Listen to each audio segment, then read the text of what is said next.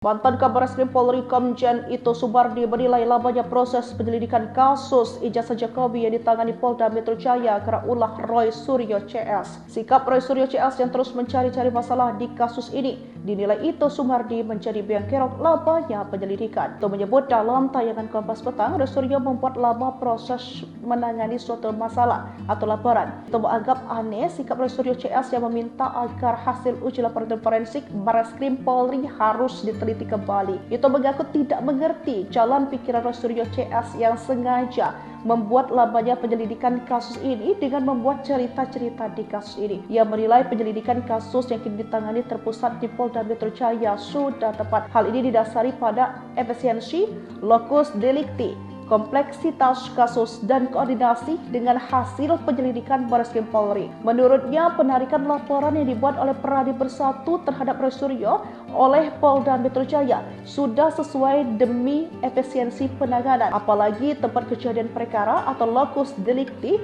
juga di wilayah Polda Metro Jaya.